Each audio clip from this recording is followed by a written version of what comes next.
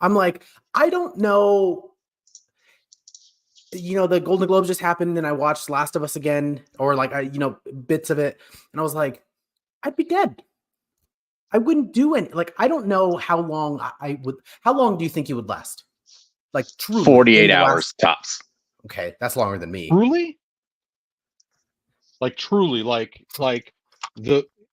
are we talking like opening scene truly, or are we talking few,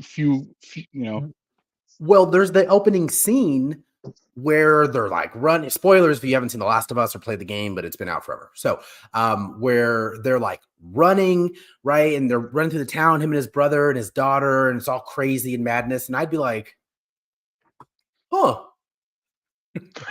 Dead immediately. Yeah, you wouldn't last very long.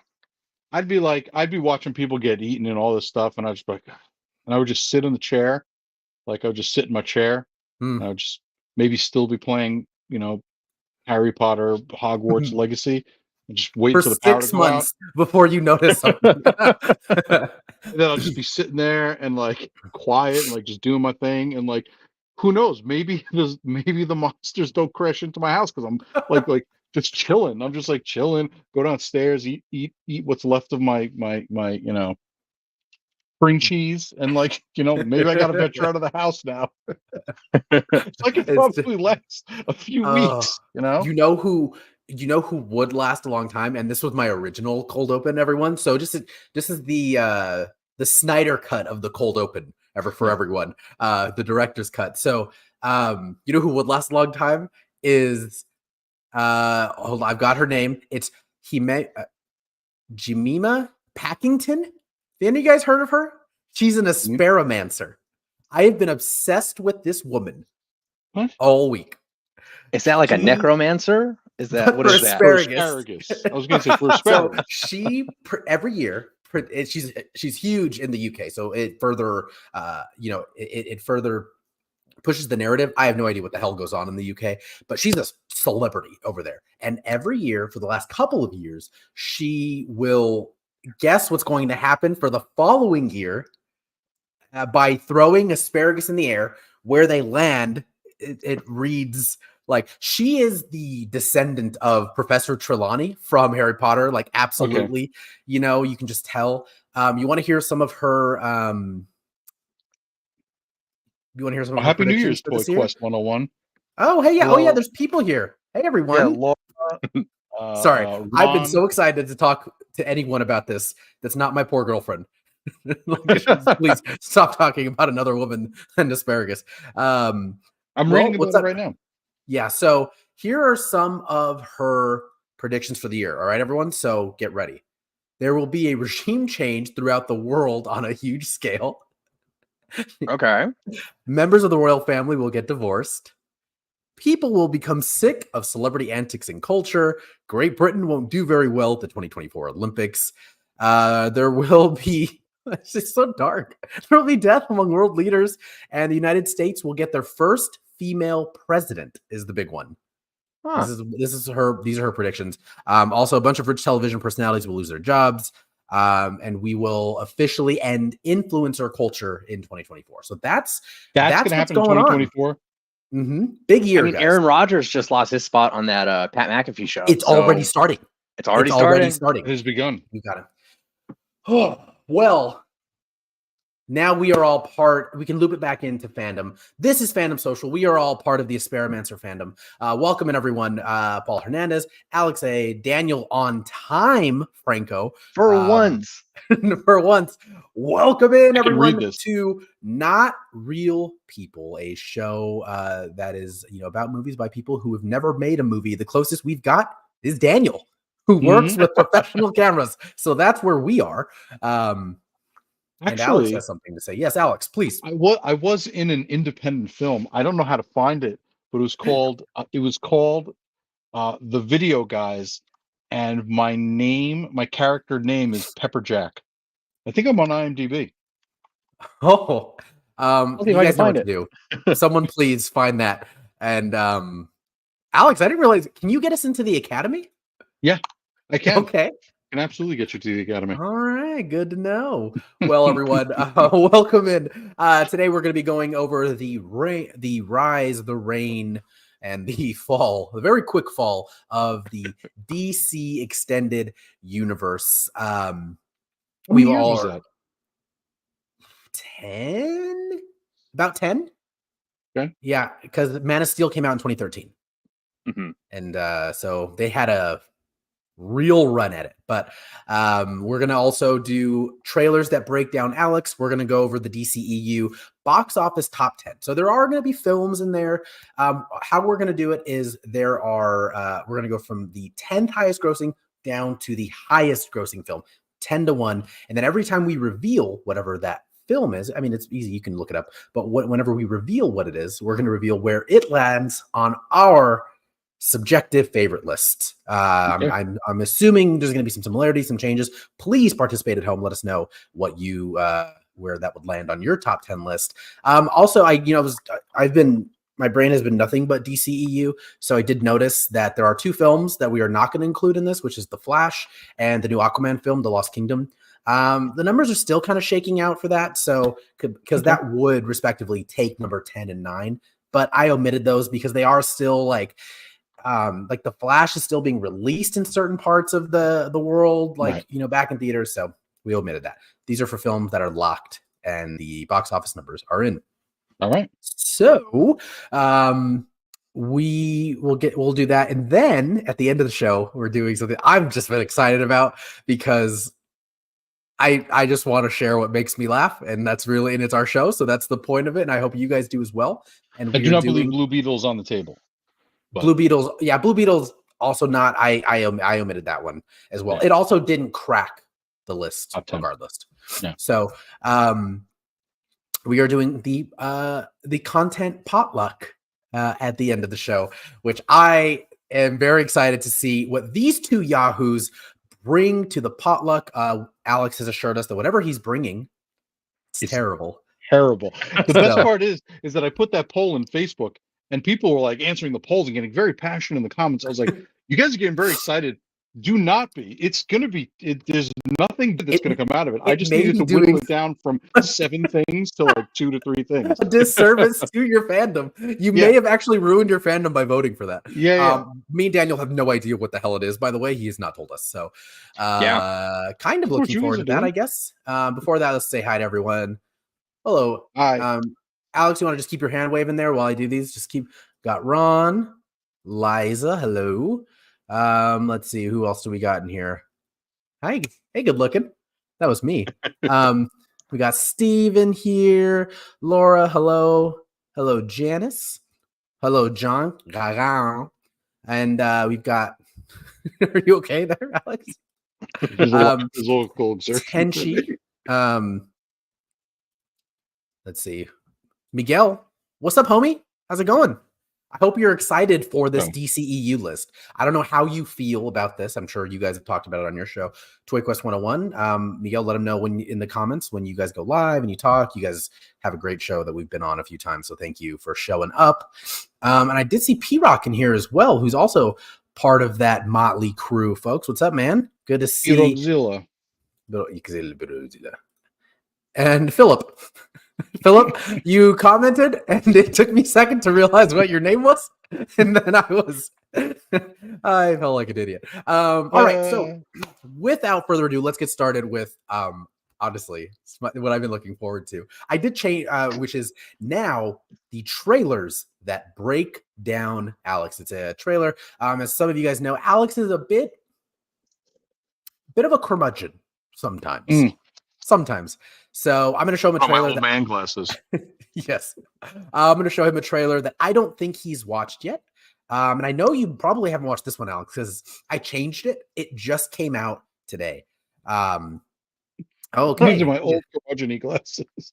He's your future's so bright, you got to put sunglasses on, Alex. I love it. All right. So this film is going to be released. Anticipation is hurting me just as much. April 19th, 2024. So, Alex, do you want me to read you the description of the movie, or you just want to see it? I don't know anything. I just want you to play it. So, without further ado, everyone, I bring you the trailer, the first trailer for Abigail. What?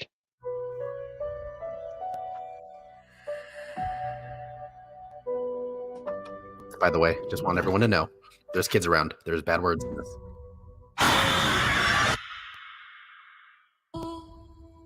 You all Strong start. recommended. You know the rules. Catherine Newton. Names, no backstories, no cell phones. So whose kid is she? A very wealthy man who's about to be $50 million poorer. I'm here to make sure you're safe. What's your name? Mine's Abigail. You can call me Joey. Do you have any kids? Oh, God. I have a little boy. See you in 24 hours. All right, hold on. First off, Wait. hand up. First off, again, is he a bad guy again? Is he Yes. a bad guy again? Yeah. Maybe. I can go to my next door. I could be your bad guy. Making me look at this hair. This is villain hair. Okay. Enough with Giancarlo Esposito. Like, yeah, he's really good. He has gravitas. But I'm serious, man. Also, that kid's face creeps me out. I mean, Yeah, she's pretty creepy. And I'll be honest, it gets worse, like creepier. Oh, really? To be honest, I mean, I'll save my reservations until we are done with this. okay. But We just had this whole conversation with how I feel about kids in general. I know. That's why I picked it. If you behave and do as we say, like Pinky promised you, it'll all be over soon. Joey? Yeah. I'm sorry about what's gonna happen to you. What the fuck?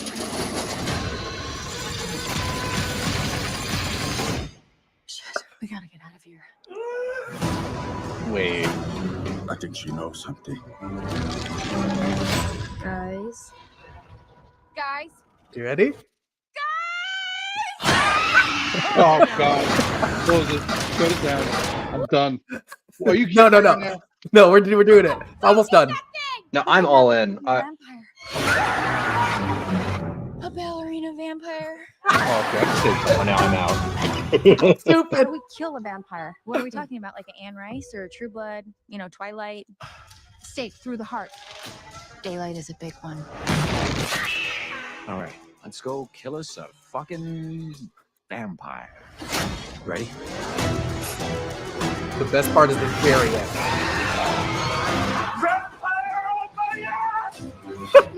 So stupid.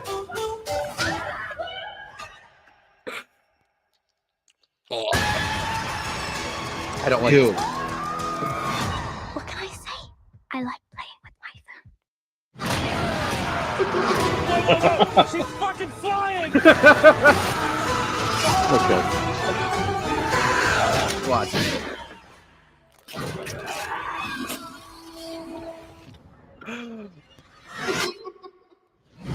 No, this is the best part. I was just like, this is where it sold me. I fucking hate I'm in. you. You know, okay. Okay, so All I'll right. tell you right now. I'm gonna tell you right now. The teeth annoyed me Yeah. at first. I Oh, don't know, I they just look so goofy. They just look They do so look goofy. goofy. Yeah. But once he said a ballerina vampire, I was like, okay, now I'm in. And then when they said Ready or Not, I was like, okay, I'm gonna laugh through this whole movie just like Ready or Not. How unbearably violent and ridiculous it is. And you're right, that ending where she's dancing with that headless corpse, I'm like, I'm fully in. So this didn't break me. It Yeah. broke me at first because I'm like, I'm sick of Giancarlo Esposito. Yeah. And I guess I'm sick of seeing him as a bad guy. And he's clearly her familiar, which is fine. But It's you know, rated R. I say hope so. I hope say so. Yeah, I'm super excited. This trailer literally dropped like earlier this morning. Okay. I was gonna do another one for this movie called No Way Up, which is about this plane that crashes in the middle of the water and there's like sharks coming around. I was like, no. We need to do ballerina vampires finally to serve the ballerina vampire community of Fandom Social. You know, their Representation representation. Yeah, exactly. Mhm. See, Daniel knows. As a big fan of Ready or Not, Yeah. big fan.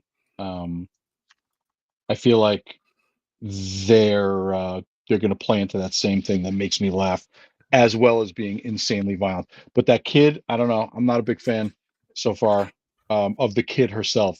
All the other stuff, I'm like very entertained by, and I like the cast is insane. The cast is pretty good. Yeah. I mean, like Catherine Newton, Dan Stevens, obviously Giancarlo Esposito. What's her name with that's the one with the cell phone, Catherine Newton?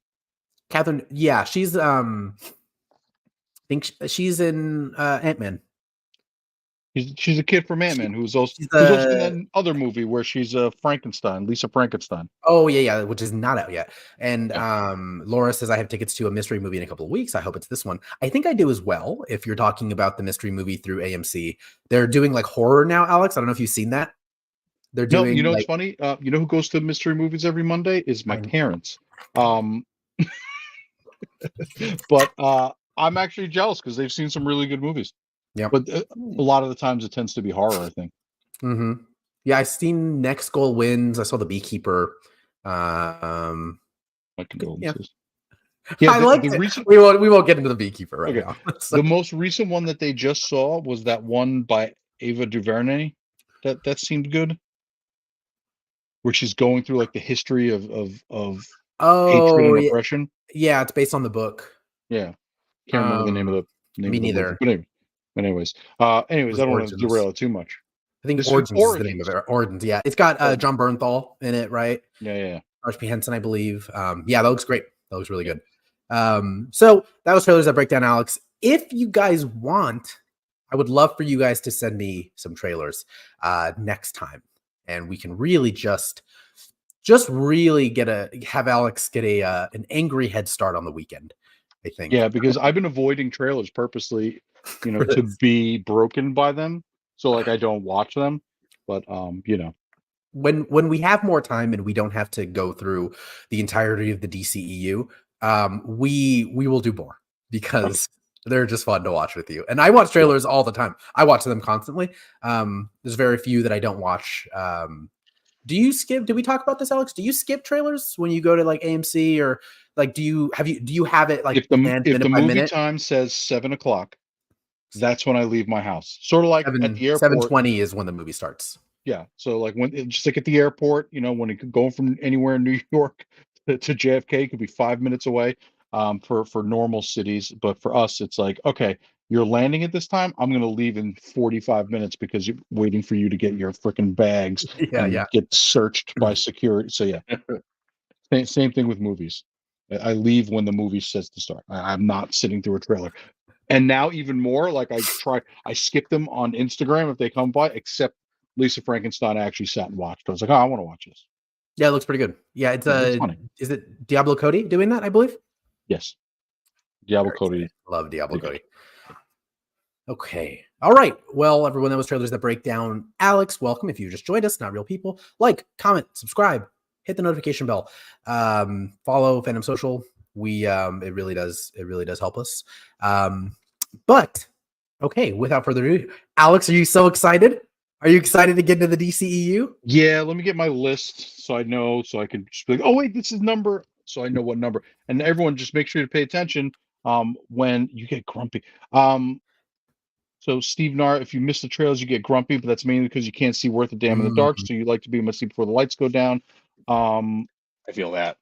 I've told the story of how that guy, the way he was sitting in his chair, and I just couldn't see, and I just took myself out.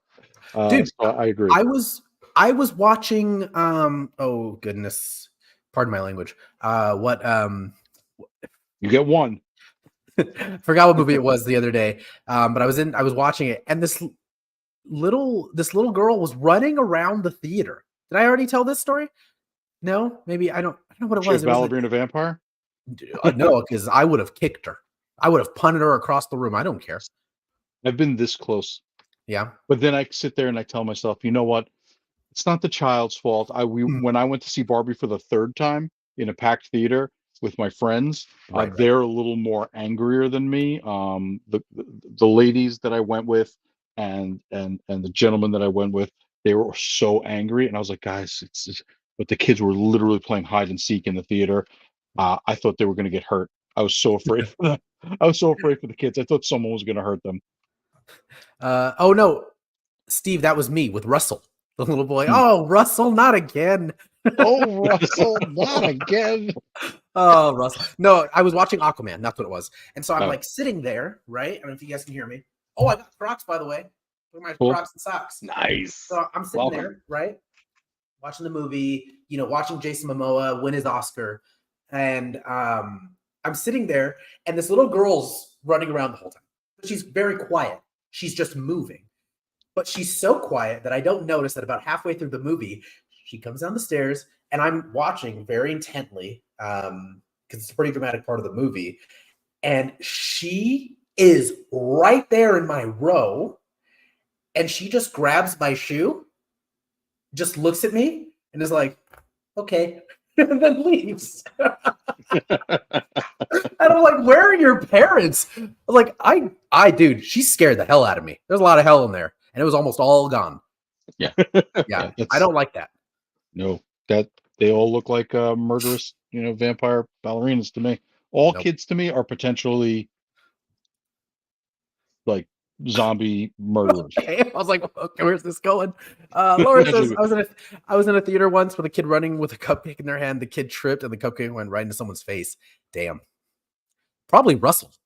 That kid is just He's a menace. He is a menace, Russell. He is. She was not a ballerina, but she was cute. She was little and she was very kind. She's just okay. Just left. Like she had achievement unlocked. Yeah. Speaking of Zack Snyder, that kid in Dawn of the Dead in the very beginning, right? Just standing there. That's what all kids are potentially to me. Mm-hmm. The Omen. No, it's the Omen. If I woke up in the middle of the night or in the middle of the morning, whatever it was, if I wake up and I open my eyes and there's some kids standing in my doorway, I know that something terrible is about to happen to me. I'm going to die horribly. So I don't take those chances. Children are scary. Mm-hmm. Mm-hmm. All these parents that are telling me like they wake up and their kids like just standing in the doorway staring at them. I was like, how do you live with that? How do you live that life? I couldn't do it. Or when kids will go they'll say the most insane thing. They'll be like, I saw a monster in my room and it kind of looked like grandma. And then they'll just cartwheel away. And you're like, what the hell? What is the matter with you? Oh, goodness. Toy Quest, bring that Abigail, up.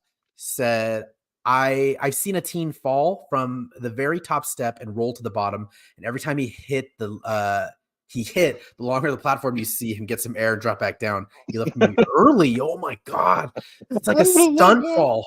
The shame. Ow, ow, ow. Oh, I can make it. I can get. Oh, no, just kidding. Oh, I fell over again. I just imagine him falling, this kid falling like in SpongeBob when they fall and you hear like, bum, bum, bum, bum. Damn, that sucks. Yeah, that's try to be.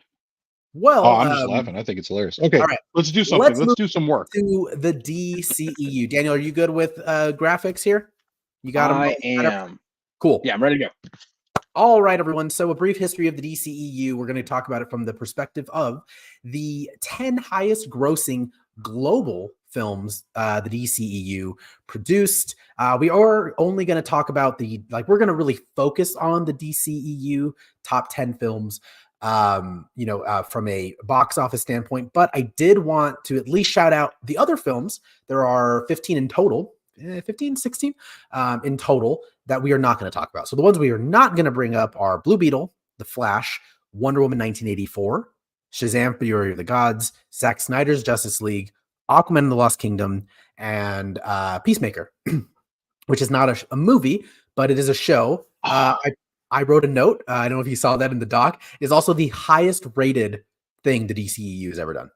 Also, by leaps and bounds. And you forgot the Suicide. Did you say the Suicide Squad? Well, that's in our list. No. Suicide Squad's in our list. The Suicide Squad shouldn't be, or is it? They're both in our list. They're both in the list. Yes. Oh my god. It's okay. I know where I gotta redo my whole list. Well, I that's sent you why the list. I'm going. Yes, I'm working from the list you sent me. Goodness gracious. That's the best part Well, about it. I did I'm my glad homework. that I put the outline together. Okay, good. All right, everyone. We are going. Should I do my what is it? Watch Mojo voice. I Yeah, watch a lot of Watch Mojo. Do your Watch Mojo boys, but also I need to do a stipulation because this is also might change my list. So Okay. there was the Batman versus Superman, and there's the Batman versus Superman R-rated version. We're going from the theatrical version, right? From the theatrical release. Oh. Yes. Okay. All So, of these are theatrical. Oh, does it change your list dramatically? yeah, it actually, if it was those two, yeah, it would change my list around. Does it really? I've never Yeah. seen the R-rated version because I'm like, I've seen one, I've seen them all. No, No, the R-rated version changes the movie like insanely. So yeah, it does change. really? It would mess up my whole list. Yeah. Okay, well then we're not doing that one. Okay, good. I just want to make sure. Okay, so all right, starting with we're kicking you right in the shins right up top, Alex. With number 10, The Suicide Squad from 2021. So the Suicide Squad. This is James Gunn's newest adaptation, the 2021 version, released August 5th, 2021. Earned a total of 168 million. Now, this I did bring up the critics and the fan scores for these as well. This is how we're gonna sort of take a look at these. But I don't use Rotten Tomatoes because I'm like, I don't know, I'm a dick or I'm a hipster. I like Or they're bought Metacritic. and paid for by Disney. So yeah. I like Metacritic, who is bought and sold by Warner Brothers. Thank you very much. Right.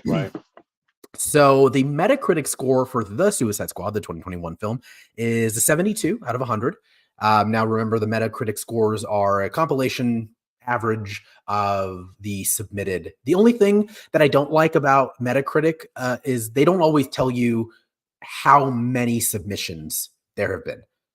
So that's the only thing that I'm like,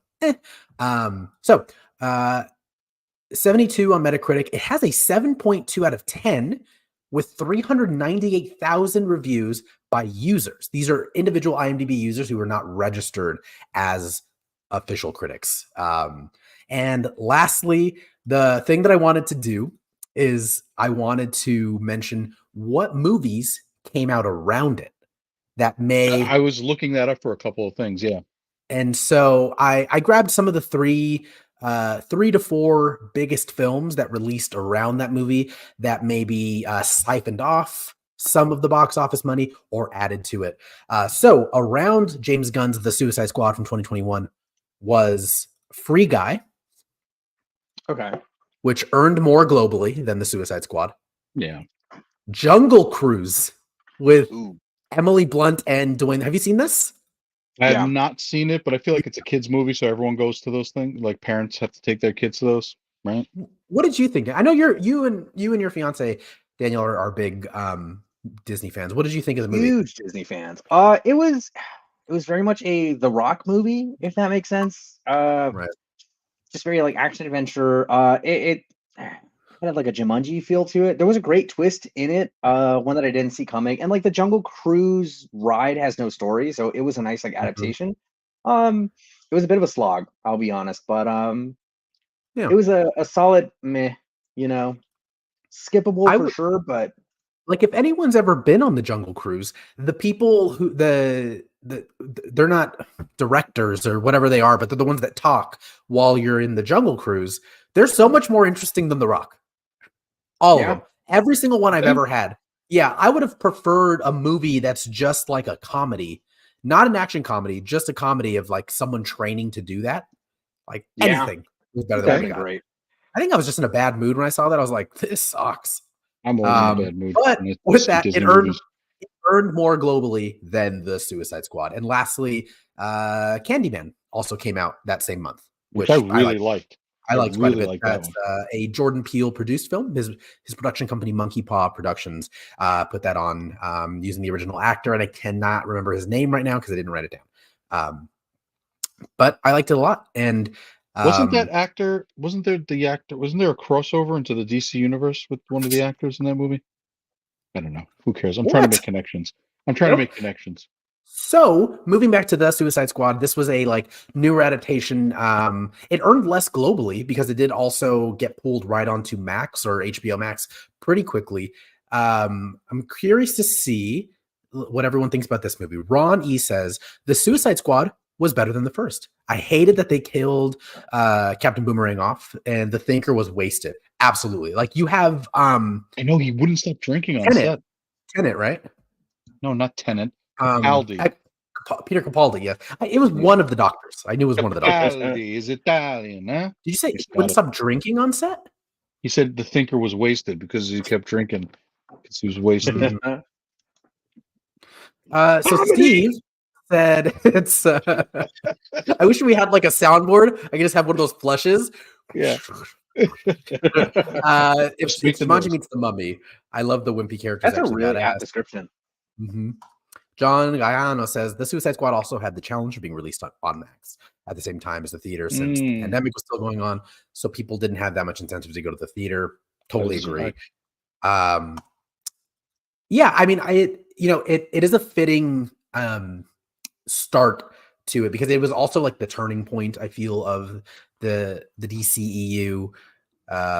Also, this would have been replaced by oh goodness, not Shazam, the other movie. Oh, the other movie. Flash. Flash has made more. Flash would have been 10. It's made more than the Suicide Squad, but like I said, the dust is still settling there.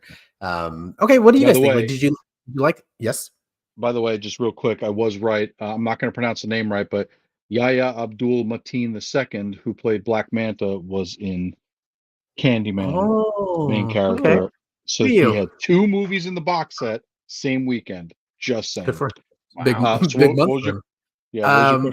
So what about you guys? Where does this land on your top 10 list? Now we're going on a top 10 list based on favorites. Okay. Honestly, for me, it's like number 2. It's like my number 2. Yeah. It's my second favorite DC extended universe film. I absolutely love that movie. That is already the most surprising things. I figured we would have some dissension. It's number 6 for me. Number 6. Okay. Yeah. Number 6. So me and Dan put that up at number 2. Okay, why is it number 2? I mean, there's a lot. I mean, we'll get into it, but like, I don't know. Do we want to cover our list? Like, no, we'll do it now. I mean, so what did you like so much about it? It was fun, and every character had a full, fleshed out personality, and it had heart. Every once in a while, you bring out some really heartfelt just section of this. I mean, Ratcatcher alone. I mean, my heart. Freaking Peacemaker, my heart. Like I mean, Captain Flag's heart too. But my heart. And King Shark. I mean, there was a lot of emotion to that film, and there was so much. Every character shined. My opinion. Okay, what about you, Daniel? Yeah, it was fun. It's hard to get past that.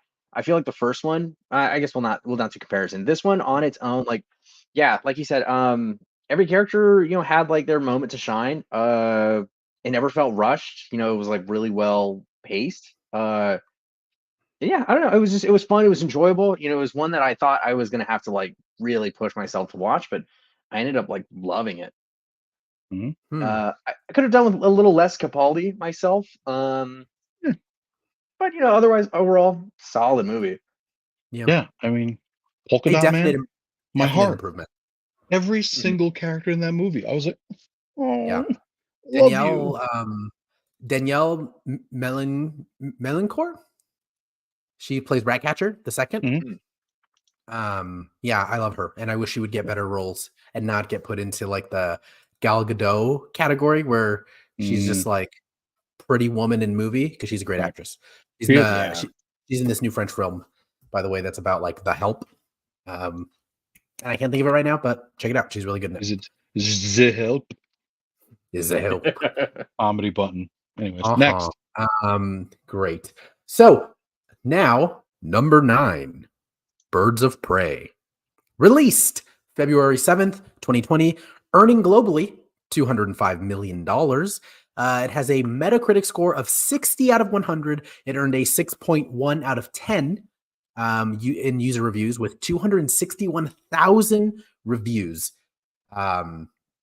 Yes, I Sonic the Hedgehog. so feel. I think this was another one released during. It was like right before the pandemic, and this got like a really weird release date again, February 7th, 2020. I believe a majority of the world was kind of locked down. We'll be generous and say like the end of March of 2020. So some of the other films that released around it, Sonic the Hedgehog, the first one, awesome film it went up against. It earned more globally than Birds of Prey by a large margin. But Birds of Prey did earn more than Call of the Wild, which is What is that? very not good Harrison Ford movie where he plays this like lone wolf who has like a literal wolf / dog, and shenanigans ensue. I saw it a lot, like in the pandemic. This is the one that's like based on the book we read when we were like 7 years old. No, different. It's not that one. I think. Wait, what's the one about the guy? What's the Bukowski book where he's? It's Into the Wild, no? Oh, Into the Wild. Is Call of the Wild? Is Call of the Wild the? I don't know. Are you thinking of White Fang? I probably am. I don't know. Don't White Fang. Call of the Wild, isn't that when you have to pee, or is that the call of nature? Anyways, let's go. Let's keep going. And also, I found this to be really interesting because I forgot about this movie, but just remembering like 2020, the dust settling of 2018, which is arguably the biggest year for comic book movies. But we got Doolittle in February of 2020, which is the Robert Downey Jr. film that is just not good. I have watched it twice, believe it or not. I've watched it twice, and it's a weird step to see him go from Endgame to that. It was the first thing he did after Endgame, and I think everyone was like really anticipating it. He produced it, and it just didn't do well at all. That I had none of that. I was like, oh wow, yeah, he was in Endgame. He was so were 7,000 other people. Yeah. I didn't have any interest in seeing this movie. I was like, yeah, cool story, bro. Robert Downey Jr., cool story. Have a good day. So, Alexander, what do you guys think of Birds of Prey? Did you like it? Did you not like it? That one is actually, for me, that's actually like next where's on it my on list. your list? It's number 3. Number 3. All right. Yeah. What about you, nerd? That's number 5 for me. Ooh. A little lower for me. I had to watch it a couple times to really like process it. My first watch through, I kind of hated it though, to be honest with you. Yeah. It's number 5 for me as well. Okay, work. It's center, huh? Well, almost.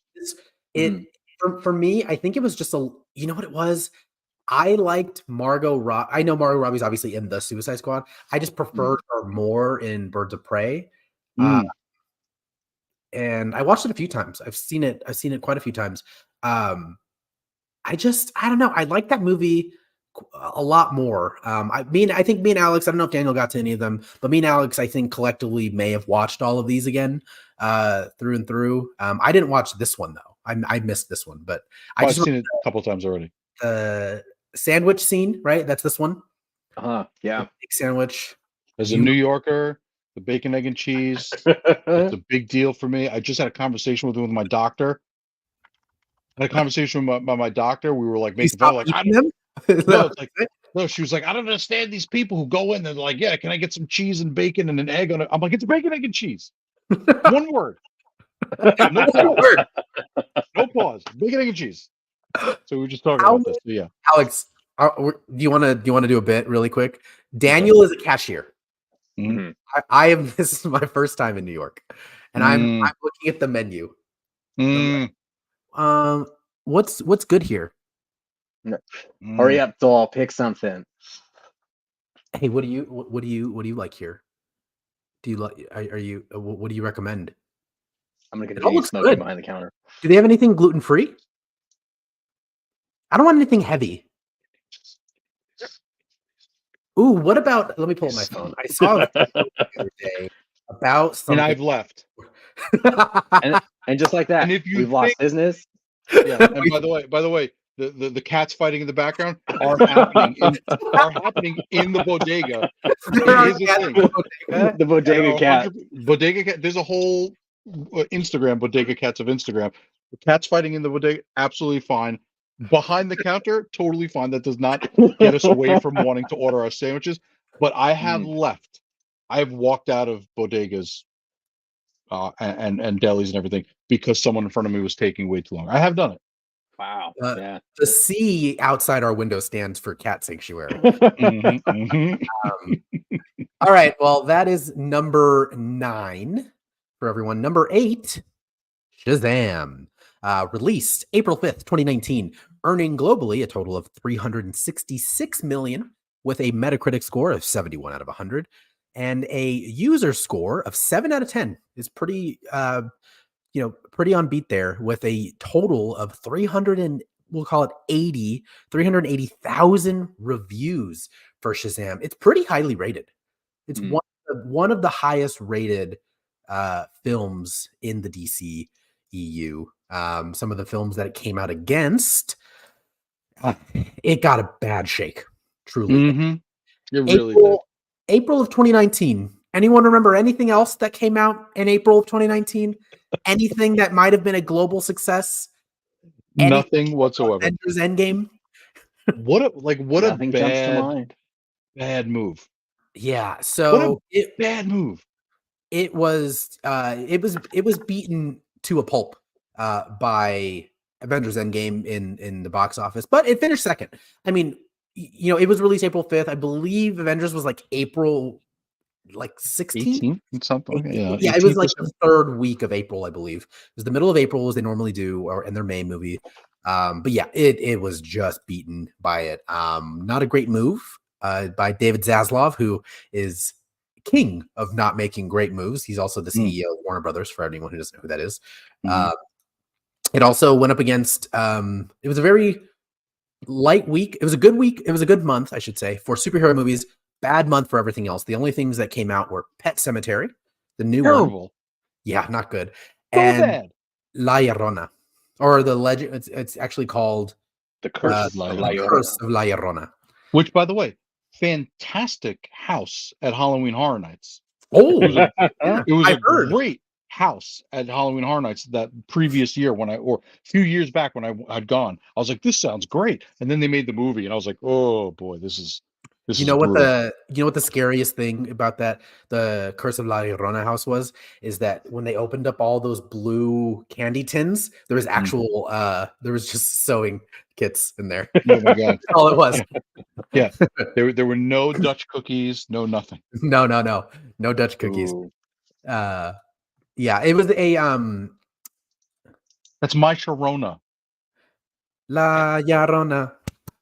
Yeah. That's the Mana cover. Steve. The Mana. John Galgano says, I love Shazam. I found it to have a lot of heart and a great message about found family. I agree. I know, but it was going up against the Galgano that was Endgame. Endgame, yeah. I thought both Shazam movies were fun. Liza said Shazam was cute. And I really like Shazam a lot. Again, it did it was a David versus Goliath type of month for Shazam. Had a lot, but it held up admirably. All right, for both of you, where does this land in your top 10s? Number 4, next? 9, 8. That's 8. Sorry, Dad. Hey. A clip. That's a cat clip that. Host and producer, not freaking mathematician. Okay. A math wizard. So that's number 8 for you. 8 for you. For me, this ended up at 3. Wow. Okay, yeah, for me, it was really tough for me to be the Birds of Prey and Shazam. Like I was like, it was just honestly, it could have been either of them. I just randomly picked Birds of Prey before Shazam. I loved Shazam so much, but I need to know about why 8. That I need to know. What's his name? Zach Levi. I hate Zach Levi personally. I do too. Ooh, yeah, as a person. A personal bias that knocked it a few pegs for me. Really? Otherwise, no, it was cute. It was good. It's just that the other movies, in comparison, I liked a lot of the other ones more. Let's stay on Zachary Levi. Only his So familiar, Zach. yeah, only his stalkers call him Zach. Why don't you like him? What has he done? I don't know anything about him other than he's Shazam, Yeah, and he's he kind of like was Chris Chuck. Pratt, only meaner. Yeah, He was He's like a mean he's had Chris Pratt. he was in this Broadway production, and like he would only sign stuff for fans that like waited for him outside the door, if they had like proof of purchase of a ticket for the night show.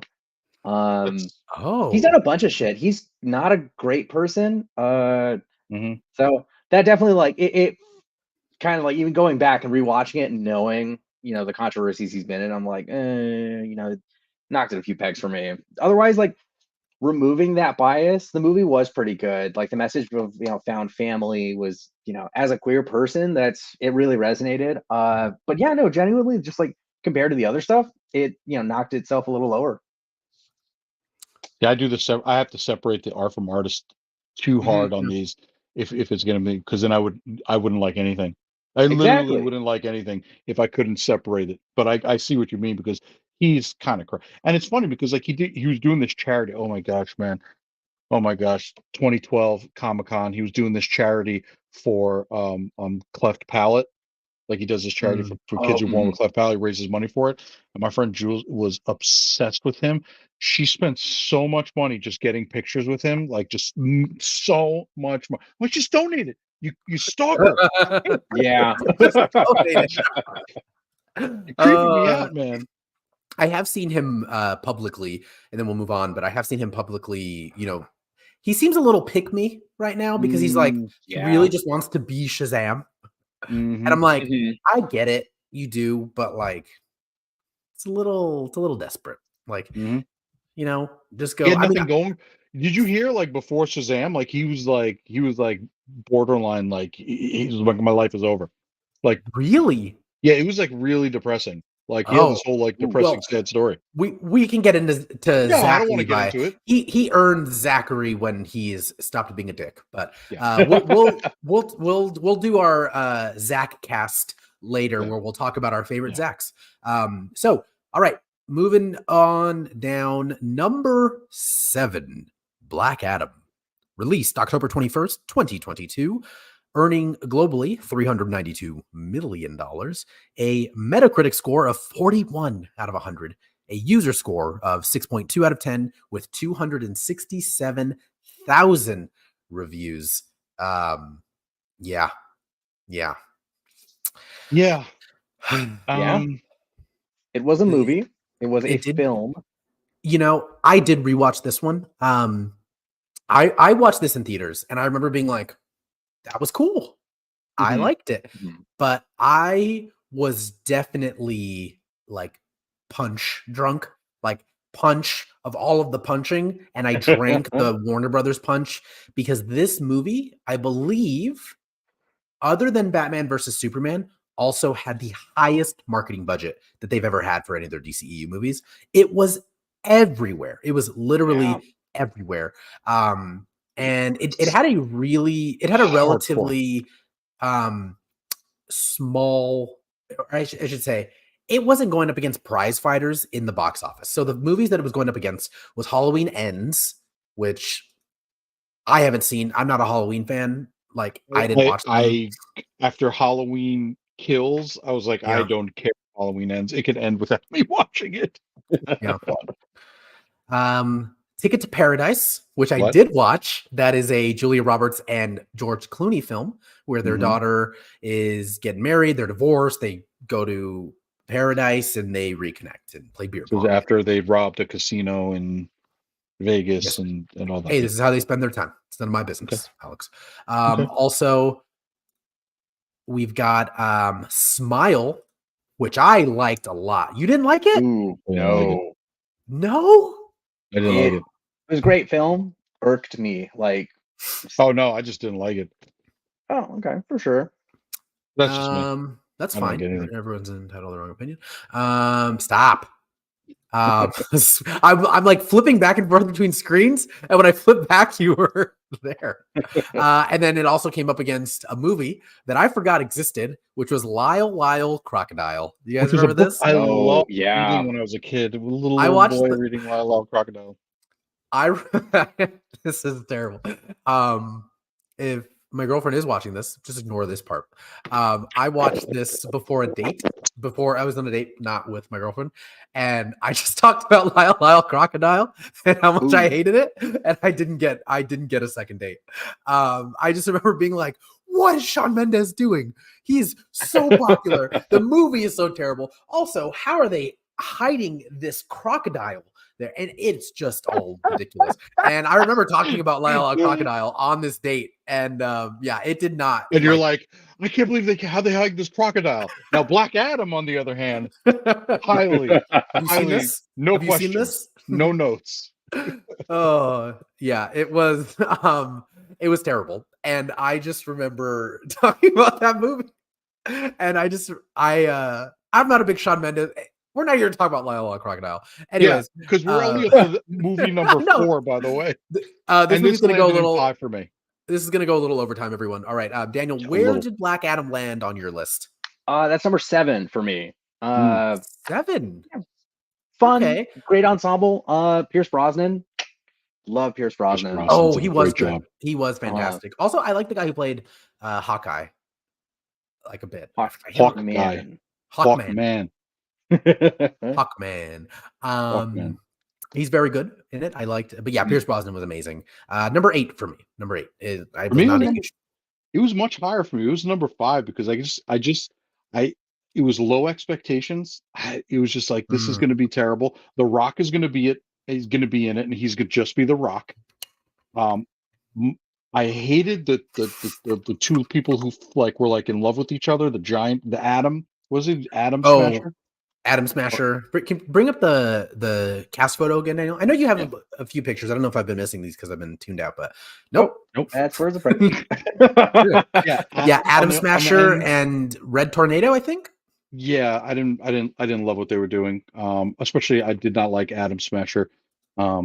He just annoyed the heck out of me. But let me tell you, Cyclone. Thank you, Cyclone. The Rock just being like, "I'm going to punch you," and just like punching them, and like they're like, "You can't kill him." He's like, "Okay," and he just throws, like, the amount of times he was just like throwing people. I just kept laughing, and I'm there, and it's like mostly empty theaters, like 8 people in this theater, but some poor bastard 2 seats over from me had to deal with me the whole time. I'm literally straight up New York style, Mr. Introvert over there, Mr. I don't care. I'm hitting the seat next to him, like, "Bro, did you see what he just did?" Bro, look at this. And I'm just annoyed. And he's like, "Yes, I'm watching the same movie as you." And I'm like, "Bro," I'm like, "Dude." I was dying. I had a great time. Maybe that's coloring my experience of the movie, because I just had a blast laughing at how terrible. Except that child actor that was in it was just the worst. His accent offended me. His accent offended me. Oh yeah, the son of the mom. Yeah, the son, right? the son of the mom. Yeah, there you go. I've put this movie out. Let's stop making fun of me. All right, everyone, let's move on to. The way you felt about Lyle Crocodile is the way I felt about his vocal projection to a crowd of resistance. He was like someone gave the Scorpion King powers. That's all it was. So, it was hilarious. Right. Number 6, Justice League. Released November 17th, 2017, earning a global total of $657 million, with a Metacritic score of 45 out of 100 and a user score of 6.1 out of 10 with 474,000 reviews. My goodness.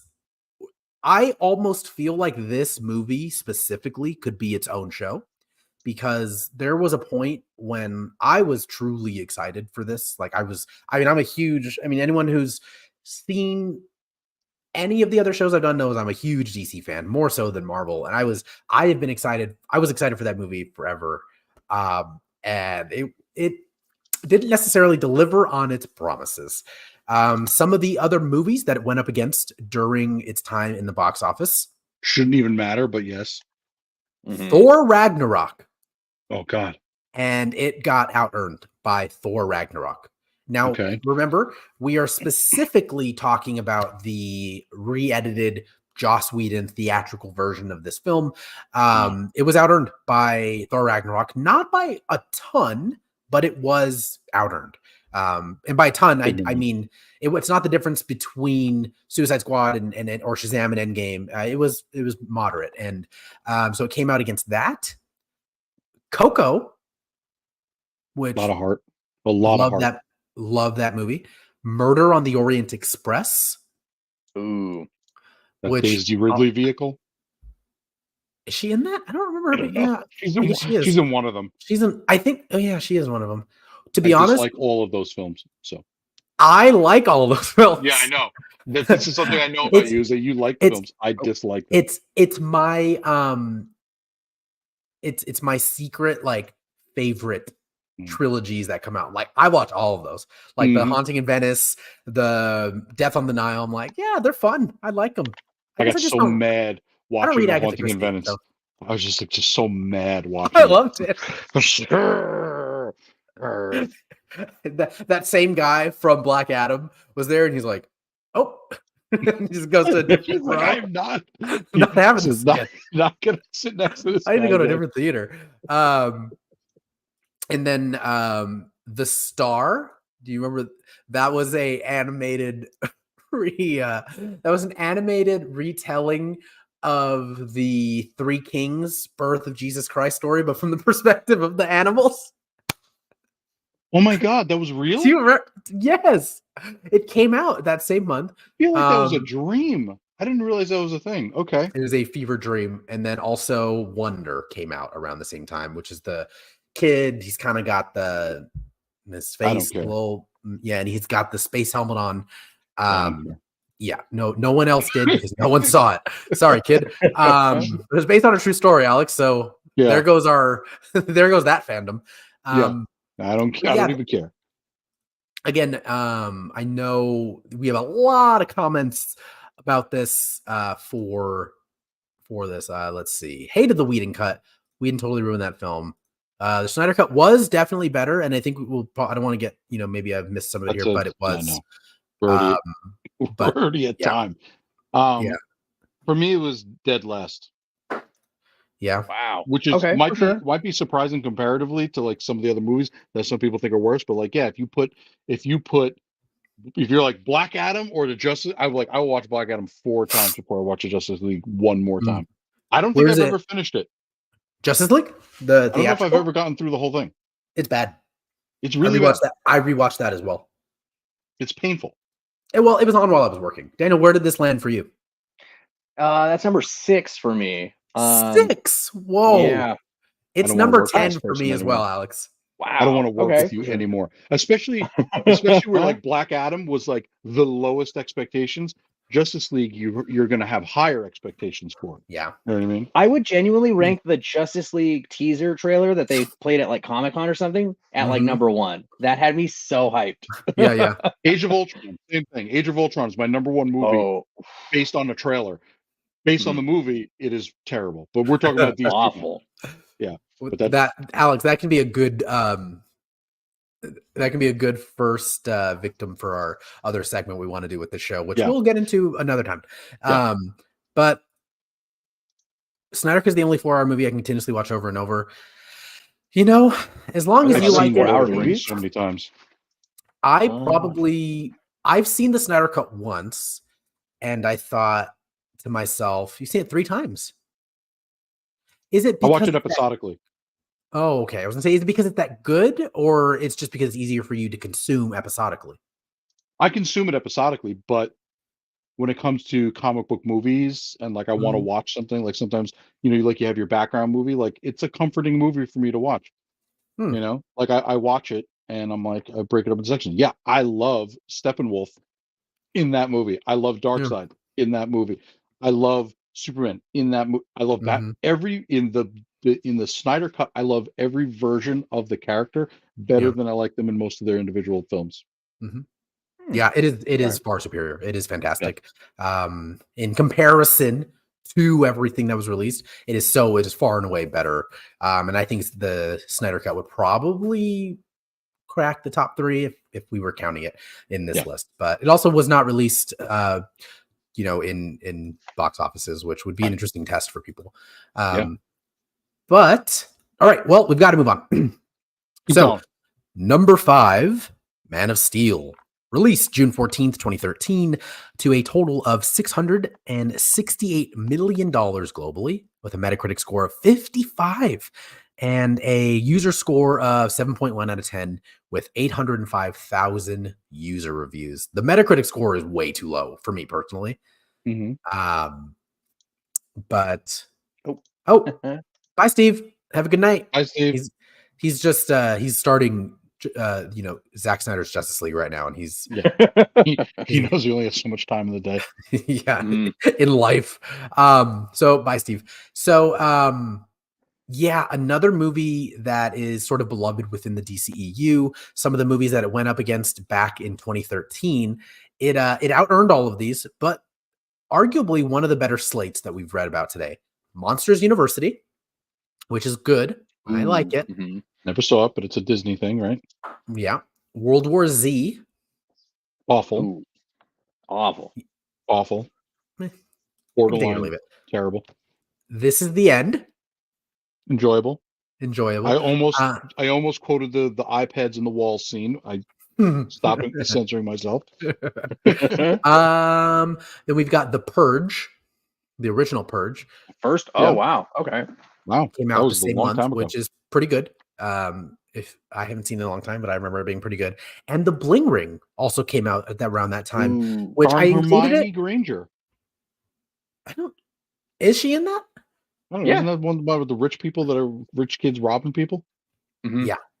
Yeah. So she was in that, and she was in this. This is the End. Double whammy for Big Emma Watson month. big Emma Watson. Wait a minute. Emma wait a Watson minute. stands are eating. James I've been Franco told. was not in the Bling Ring though, right? Or was he? Well, that's No, Spring Break. No, you're Spring thinking of Spring Breakers. Breakers. Close. But Spring Breakers and Bling Ring, in interesting time, those are also some of the very, very first A24 films to ever be released domestically. So Yeah. I remember watching that and being like, what is this? This is so like quirky and weird. And being like, oh, okay. And now that sort of template has become synonymous with A24. But Man of Steel. Yeah. So Alex, where does this rank for you? Number 1. I don't one. like Same. Superman. Number 1 for you as well, Daniel? Yeah. It's the first time I liked Superman. It's the first time I ever watched a Superman thing, and I was like, I like it. We're all number one. We've all got it shit. at number one. Wow. Hands down. Wow. Okay. That's very surprising. I didn't think we were going to have any over that were that similar. Man of Steel's number 3 for Tenchi. Jean Gauguin, like Man of Steel. I know a lot didn't like the darker, more realistic take on the story, but I thought it was well done. And Ron loved Man of Steel, but Pa Kent's death could have been better. I do agree that part was a little weird. I love it. I just don't. It's sort of like with Batman's parents. I don't need to see it anymore. Like I'm good. Just do. Like it is important, but it's not. It's important for Clark Kent, but we're there for Superman. And like I gotta tell you, Kevin Costner's delivery of the oh, that's what you were doing. got me right. No. I feel like It's he's like- doing that to Tyler Sheridan these days. Whenever Tyler Sheridan's like, "Hey, we have rewrites for Yellowstone."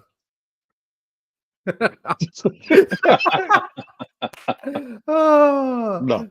Goodness. Alexa says this the Henry Cavill effect. Absolutely. Henry Cavill. Henry can Cavill's get so it. awesome. Yeah. And I knew nothing about him since then. Oh, sorry, Yeah. Dwayne. Oh yeah, I think that was one of the first things I'd seen him in. I'd seen him in Man from U.N.C.L.E., but I think that might have been after. I was after. I think it was after. Yeah. Okay. And by the way, Tenchi said, hold on. The scene where he learns to fly, that score is perfection, and Tenchi's a Batman guy. Let me tell you something. Because once again, Hans Zimmer comes out and he's like, I'm gonna destroy your life by making an amazing score. Man of Steel's score is phenomenal.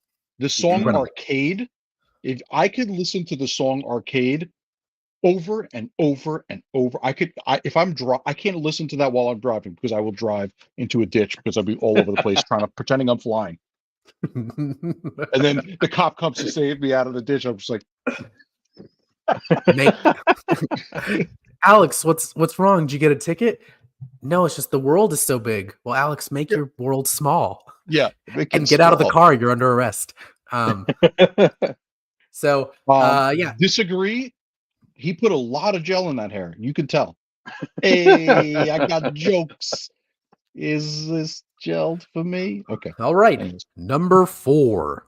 All right. Suicide Squad, the 2016 version. So he's Suicide Squad number 1, if you're nasty. Without the. Yeah. Lose the. Lose the. August 5th, 2016 is when it came out, to a total of 746 million, earned a Metacritic score of 40 out of 100, a user score of 5.9 out of 10 with 715,000 reviews. It did have the most eclectic movies that it went up against in the box office. Jason Bourne. Okay. Jason Bourne, and that's not the Matt Damon version.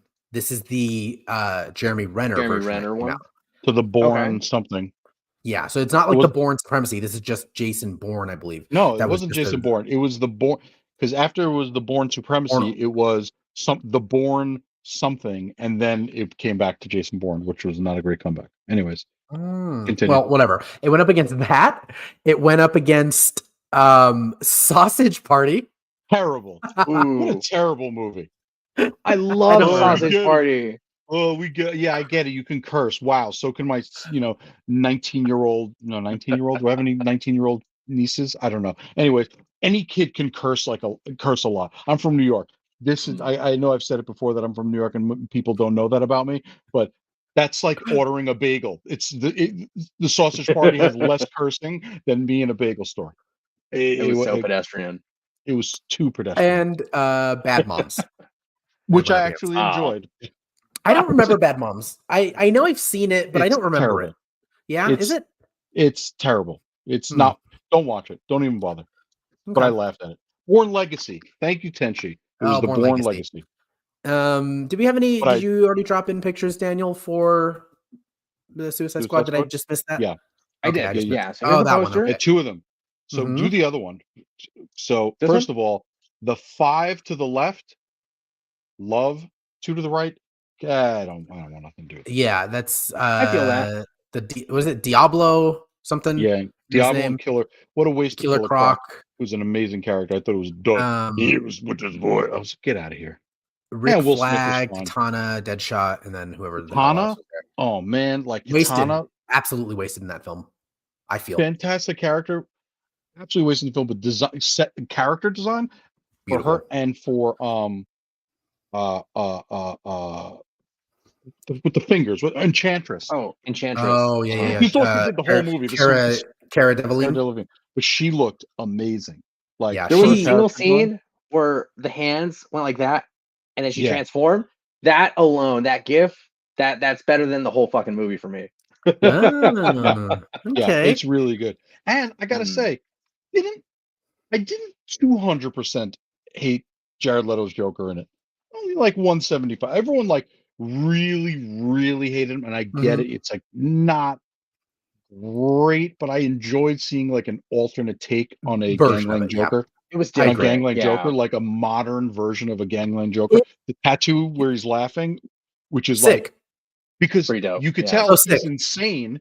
Yeah. He's not actually happy when he's laughing, so he puts the damaged. mask on. He's damaged, actually. Yeah, so he's not happy. He's not happy while he's laughing. So he's like, I'm gonna laugh, but I'm gonna put my fake laugh over. I'm like, I thought that was a inspired move. Yeah, I thought it's that cool. was great. I'm thankful he had like 8 seconds of screen time, because any more and I would have like walked out personally. Yeah. Yeah, he said there was so much more footage. I wonder what it would have been like.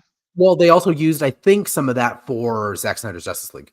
Like they used part of it, which he's horrible. We live in a society. I hate the Joker in Zack Snyder's Justice League. It's the worst thing. And it was like, for me, I was like, you know what? It's like the final straw in a relationship when you're just like, I'm done. That's when I was done with Jared Leto, was in that. But I did like him in Suicide Squad as well, David Ayer. We've got Ron to Suicide Squad was too chopped up. Agree. Not sure the Ayer would have been better or not. I don't think so. Probably not. I also don't care anymore. It's been too long. Yeah.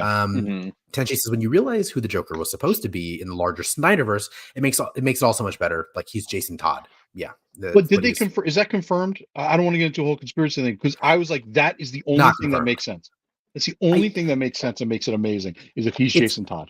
It's not confirmed from the sense of Warner Brothers has come out and said this was going to happen, but like from emails and chats, like that's what people thought it was supposed to be. But because that's another inspired movie. Yeah, pretty cool. Pretty cool from Zack Snyder. Again, the man has vision and he's stylistic as hell. Just do not let him write his movies. Please, for the love of God, stop letting him write his movies. Get his hand off that slow motion button. Yeah, they're terrible. And his lens choice, everything is at like f1, and like you get this much in focus at one point. Yeah. Awful. So what do you go up against? We'll talk about it. What where does this land on everyone's list? The 2016 Squad film. Really? Dead last for Daniel. Dead last. For me, it's right under Black Adam, so 6. It's number 9 for me. Sure.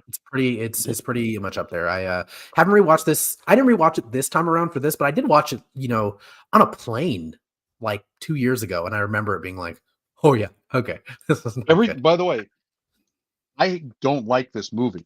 I just like parts and ideas from it, and I still like it better than the movies that are below it, including Justice League, because I see the full, like this. I'm like, I don't see a full picture here. I just see a bunch of scenes that look really cool. Like it's a 2-hour trailer that has all these cool parts, and then like all the bad parts I ignore. Everything below it.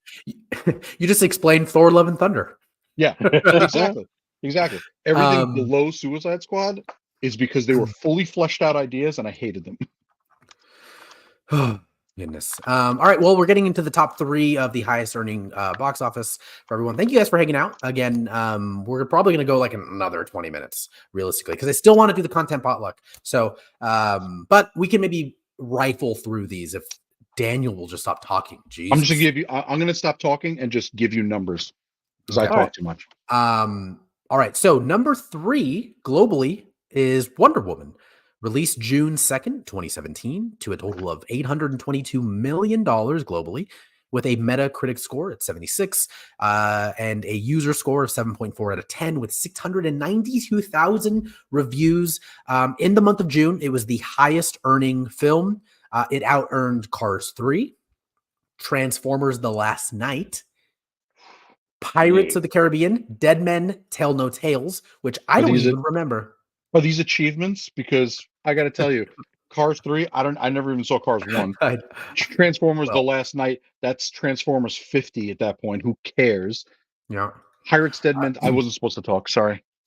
Well, I don't remember Pirates: Dead Men Tell No Tales. I don't remember which one that is. I think they all blur together. Got fired. He was making these great films. It has nothing to do with the film sucking and making no money anymore. Sorry. Is he not in that one? No, he's in it. Oh, okay. He's in it. Well, those movies progressively lost so much money. Should do a Pirates. We need to do a Pirates and a Transformers. We need to do a Pirates and Transformers. Fucking masterpieces, though. What would you all rather see? A Pirates of the Caribbean cinematic saga or a Transformers cinematic saga? Let us know in the chats. Because then I have to watch more than the first one of the Transformers. Because the other thing that it came out against was horrible, which was The Mummy. Now this is the the Tom Cruise version. My goodness, is it bad? I did rewatch this because I went into this rabbit hole with the monsters, the Universal Cinematic Universe that it wanted to do with like the Wolfman. They wanted their own dark, MCU type thing, and this was supposed to kick it off, and it just tanked. It was so bad. But where does Wonder Woman land for both of you on your list? Number 3? Okay, Inglourious Bastards. Yeah, I was going to say 3.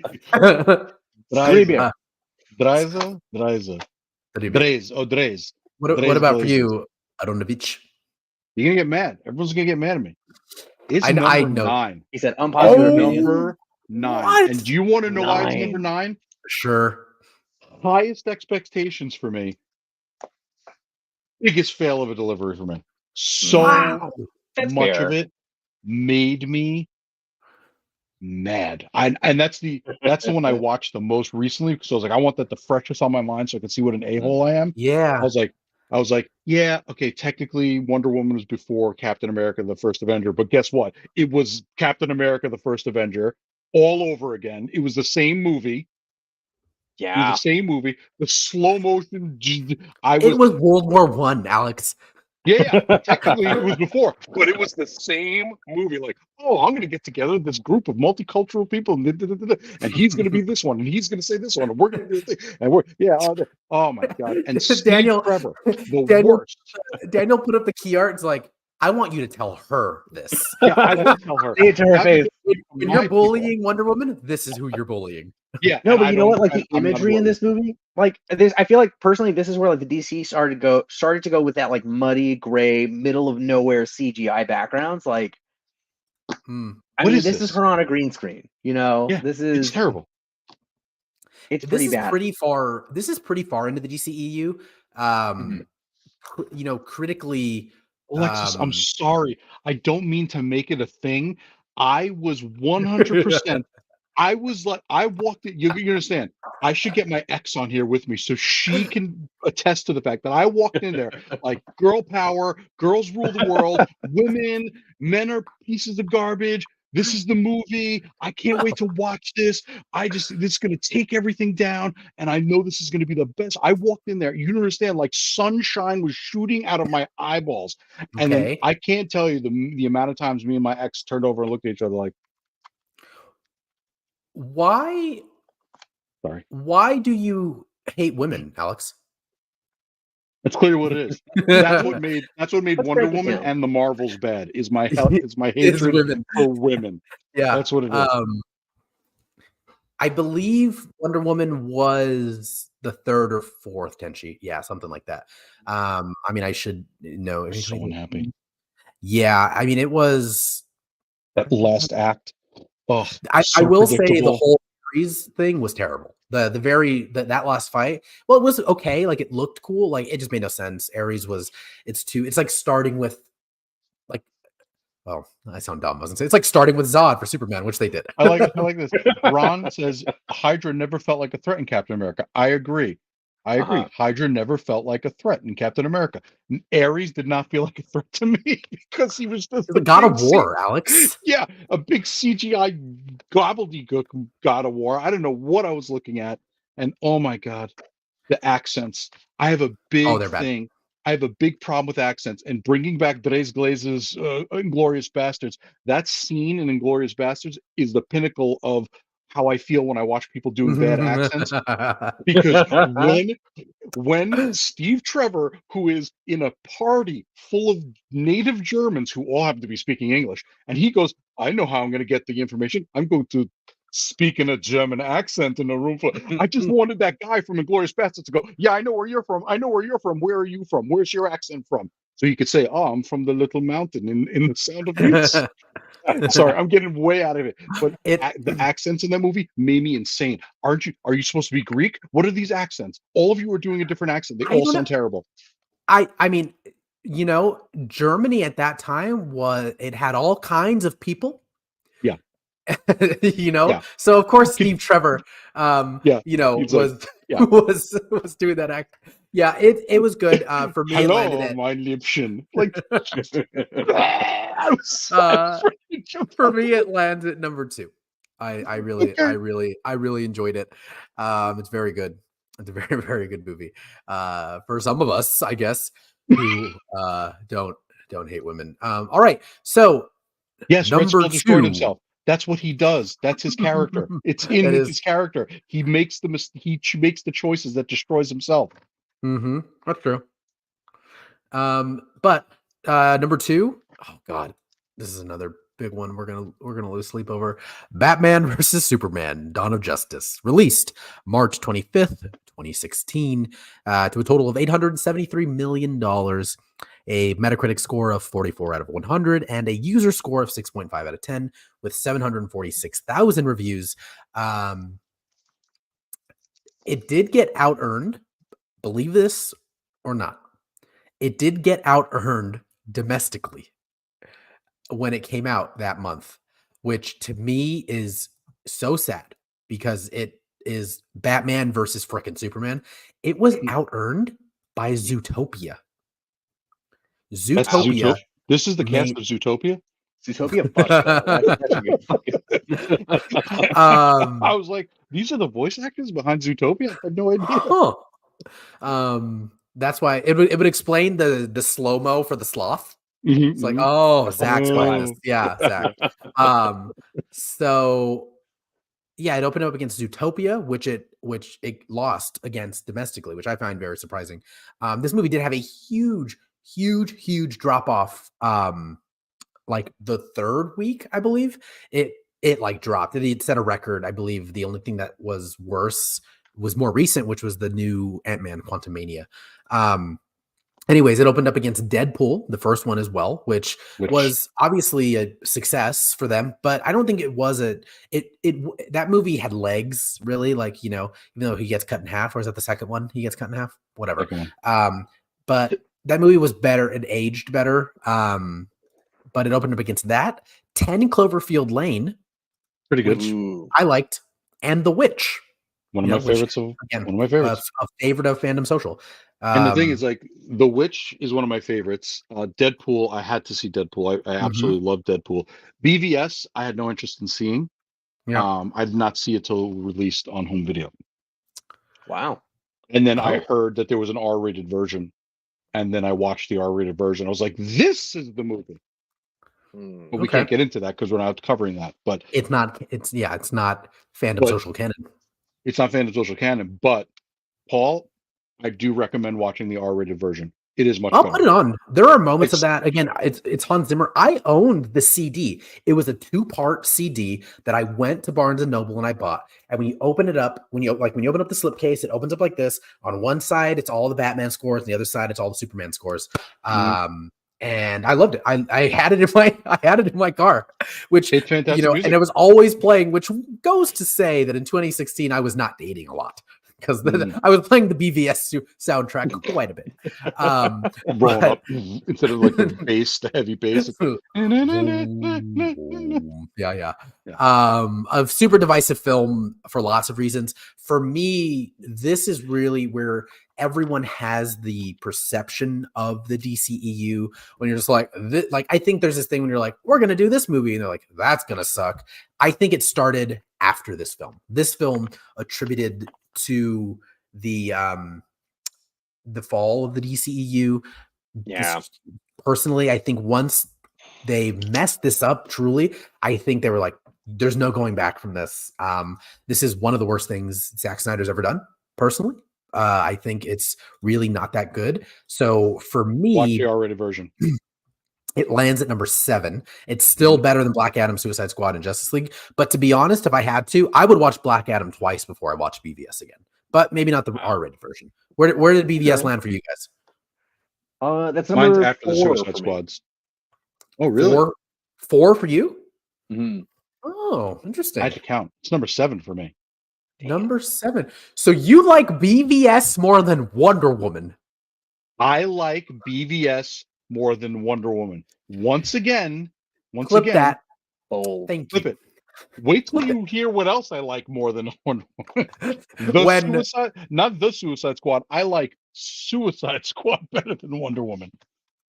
When the Sparrowmancers predictions come true and we have our first female president and Wonder Woman is the national film of the United States, you are first against the wall.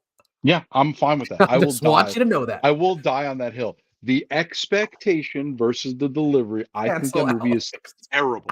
I think that movie is actually terrible. I don't think it's just I don't even like it. I think it's terrible. Sorry. Next. Yeah. Dwayne says I thought the version made more sense.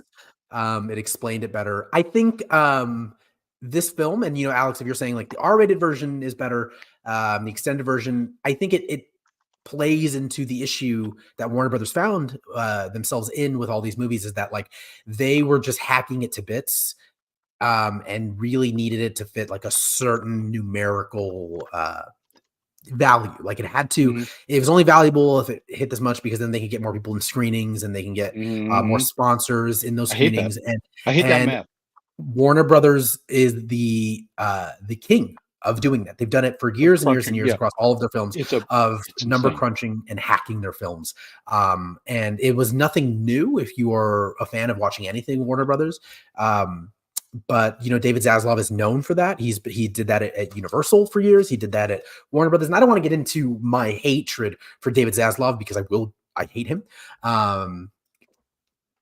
Clip that. So but honestly, David Zaslav, if you'd like to sponsor the show, we'll take it. Truly, we'll take it. We'll take it. It was just not great. Again, so that brings us to the number one highest earning film in the DCEU, which is number one, Aquaman, released December 21st of 2018 to a global total of $1.1 billion with a B, everyone, with a Metacritic score of 55 out of 100 and a user score of 6.8 out of 10 with 511,000 reviews. Now, it did go up against a moderate schedule. It went up against Ralph Breaks the Internet, which is the sequel to Wreck-It Ralph, which is pretty fun. It's pretty fun. I'll say that was the weaker of the two, but it did go up against a film that people didn't really appreciate at the time, but now it's beloved. It went up against Spider-Man Into the Spider-Verse. No one knew what to expect. Yep. I have to say, very true. No one knew what to expect. Another film like Deadpool, in a sense, where as we progressed watching this film, we're like, whoa, what is this? And now this has kind of set the bar for what animated films can be in general. What Spider-Man films can be in general. What superhero films can be in general. Yeah. It is. Forget the fact that it's animated. It's better than any other Spider-Man movie, in my opinion. Hands down. Across the Spider-Verse, Into the Spider-Verse. There is an argument to be made for that. That's for sure. No, I'm saying. Oh, we could do Spider-Man films too. Yeah. No, I'm saying Into the Spider-Verse, I think, is better than all Spider-Man films across the Spider-Man film verse. Okay. I don't mean it's better than across the Spider-Verse. I mean, I think it's better than every other Spider-Man there. I think it set the standard for what a good Spider-Man and good superhero movie could finally be. Yeah, I'd agree with that. So it went up against that Mary Poppins Returns, which actually made quite a bit of money. It's the Emily Blunt sequel of her being Mary Poppins. I saw the first one. I never saw the second one. I don't care about Mary Poppins at all. So it also went up against Academy Award winning Bohemian Rhapsody, which I do not like. I don't like that movie, but I do love Rami. I love Rami Malek quite a bit. So I watched it, but I was like, it's okay. Oscar, I don't see it. It was I walked in, it was fine. Absolutely not. No, I had a good time watching it, but like at the end, like I was like, yeah, I mean, it was an objectively not a great movie, and I actually got into a fight about it. It's like, what do you mean it's not? I'm like, I'm not trying to fight you with it. I was like, it's not a great movie. The timeline jumps all around. They're missing decades that they cover in like a day. I'm like, it's a very bad, poorly made film, but I enjoyed it because I love anything Freddie Mercury involved. I'm like, I'm here. You sign me up. I'm watching it. Yeah, I mean, up against the recent slate of biopics that we've gotten, like it wouldn't be nominated for an Oscar today. I couldn't tell you what it went up against. I don't think it won Best Picture, but I know it won Rami Malek an Oscar for Best Actor, I believe. Which I mean, he does embody that role. He really does. It's fine. He's all right. He's pretty good. I've watched. You understand? When I tell you that my Queen fandom is pretty high, like I've watched a lot of real Freddie Mercury interviews and real Freddie Mercury stuff. So I'm like, I'm just telling you right now, it was fine. Okay, it wasn't amazing just because he had a nice mustache. Okay, relax. He beat out Bradley Cooper for Star is Born, Willem Dafoe for At Eternity's Gate, Viggo Mortensen, and Christian Bale.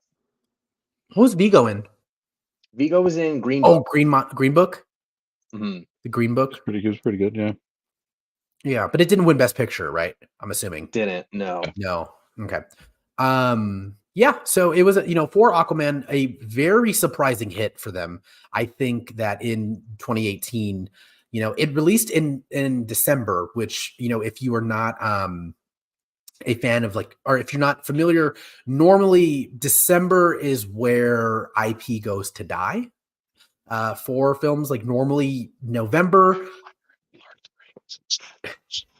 November, May, and like July are the prize ticket months for movies. So when they released Aquaman in December, it was a bit of a surprise that it raised so much money. But obviously, it I disagree, destroyed man. lots of- Really?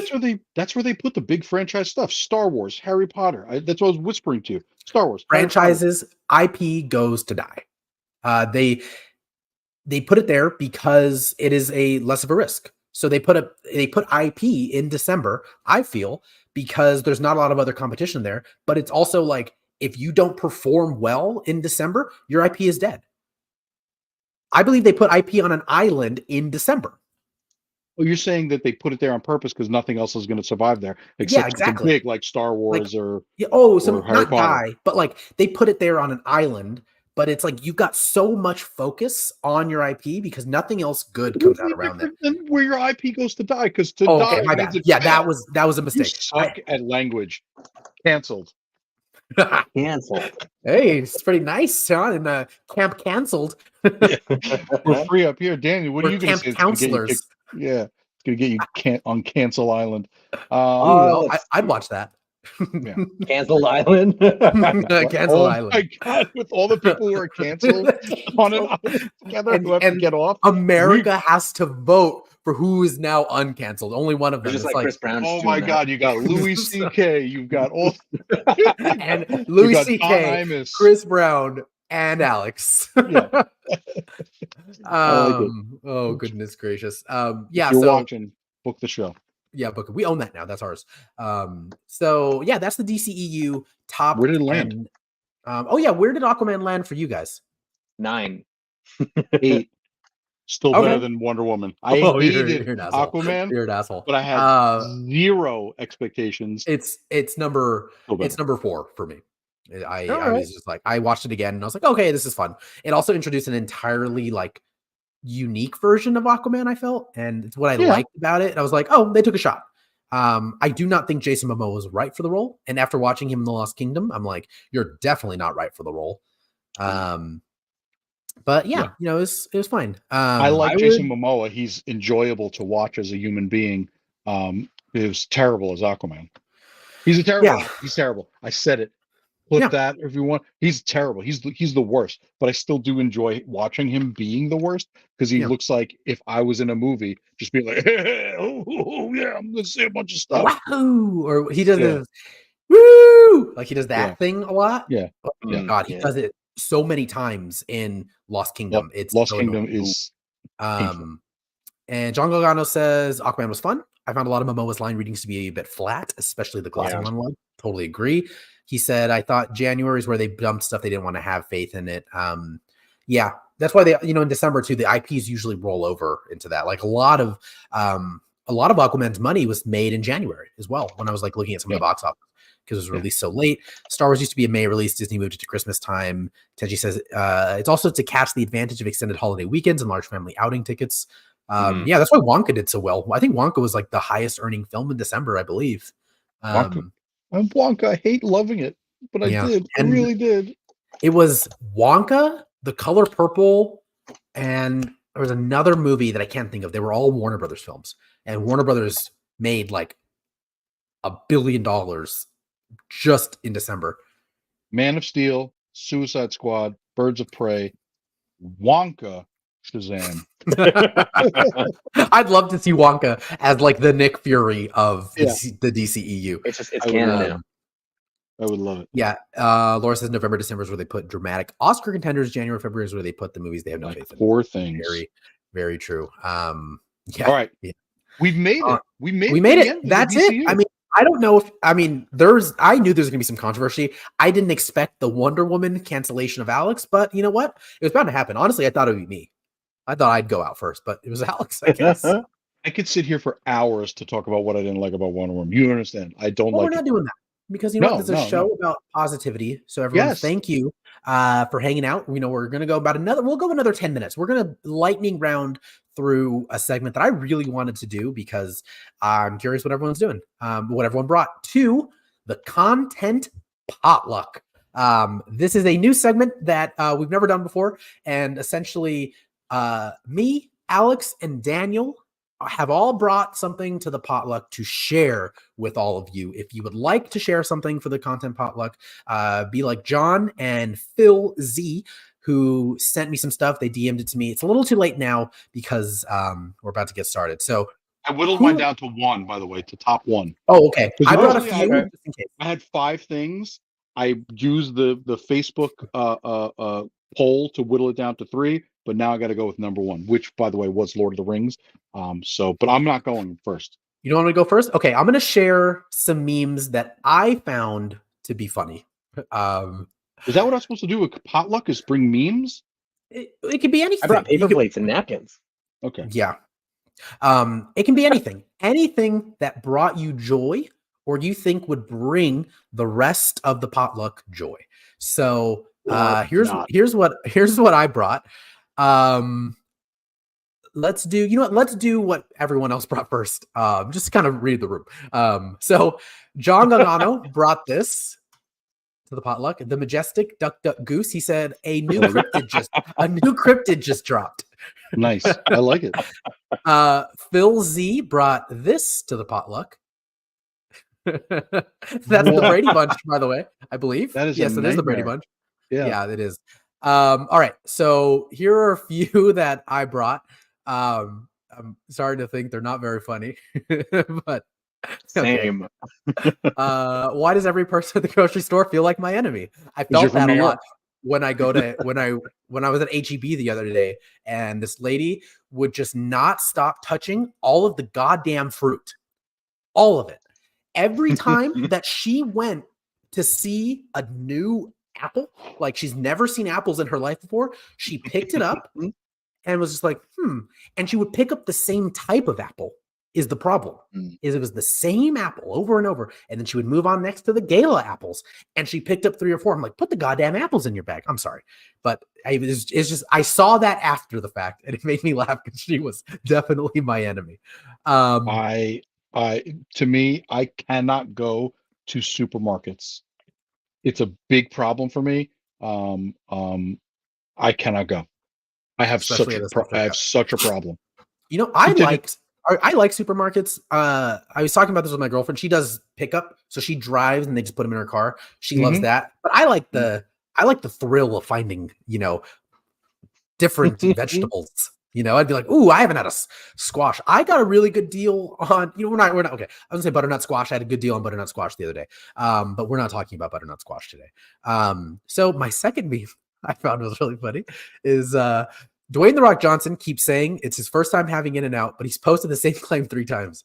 And someone quote tweeted it and said, what if The Rock loves hamburgers so much his team has to keep erasing his memory like Men in Black so he stays in shape?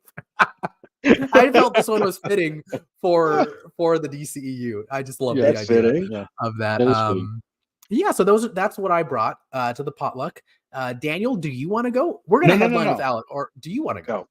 I'm gonna go because I'm really gonna bring everything down because people voted for I was like pick a franchise back in the top 3 franchises. By the way, Daniel, I can handle the photos for this one. The top 3 franchises were, in fact, Batman. Okay. Okay. Spider-Man. And then, of course, Lord of the Rings 1. And I want this face to be on the screen as I read an excerpt from, that was my cracking knuckles, Viggo Mortensen's poetry book. This is a poem. Then this is the face he's making while reading it. Okay. It's called Waiting. Pieces of you drift by in the dead of the afternoon on the yellow tip of a wave. The same shark that came to shore at the end of yesterday rolls sickly, pumping coral like a tired drunk to avoid being eaten at low tide. He's not afraid of me. I am thinking of you. So much gone from memory that I am left with just your teeth. Oh, teeth. Wait. I am left with just your teeth. Is that the whole poem? That's the What the hell is that?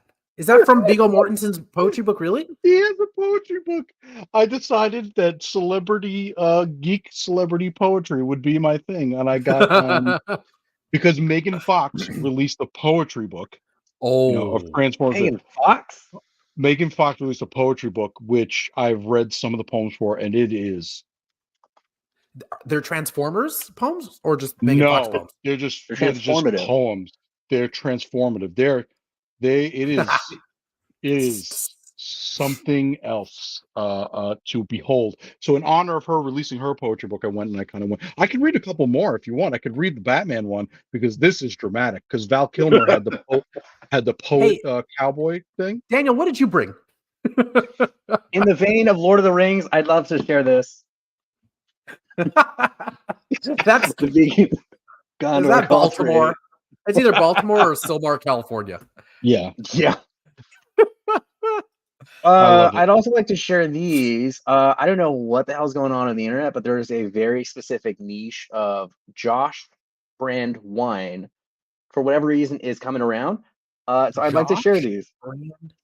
Josh brand wine. I don't know. It's this wine company called, and their bottles are just called Josh. It's Josh wine. Pour up, Josh. Headshot. Josh. Oh, sit down. Stand up. Pass out. Wake. Oh wow. Baited. Josh. Baited. There's more. I would love to. It's a Kendrick Lamar reference. Oh my God. Daniel. Can't drown my demons. They know how to swim. Slave to the Josh. Oh my God. I got that Josh. I got that Josh. This is so stupid. Church. This is what makes me laugh. This was on my personal Twitter feed. Like the algorithm was like, "Oh, this dude's a weirdo. Let's give him these." Yeah. Oh my God. Well, see, there you go. I went a different way. You didn't tell me it was memes. You said content potluck, so I brought poetry. You did bring content. He did. He did. And you know what? Boy, howdy, we brought tons of content. We brought an hour and 40 minutes worth of content today, everyone. I honestly, I knew this was going to be a long show. I didn't think it is an almost 2 hour long show. I had a few other ones that I thought were funny, but we're not going to share them. We're at time, everyone. Thank you all so much for hanging out, for dealing with this. Is the DCEU top 10. I really liked this show. How'd you guys feel? You too, specifically. Yeah, you like our Snyder Cut episode. Yeah. This is the extended R-rated version that Alex prefers better than one. Yeah. and we were very chatty today because, it's hard to say, like, how does something land in this spot in your top 10 without getting into it? Like, especially when you say something that's the point of a live show. Yeah. So, so you never realize how far you're going to go. But yes, there's major football news we can cover. Oh, I know. There sure is. Nick Saban retired. Cool. Patriots and Belichick agreed to part ways. And awesome. Pete Carroll is no longer with the Seattle Seahawks. Tenchi, if I missed anything, let me know. But I don't think amazing. But we have been live for almost 2 hours, so it's very possible I have missed something. But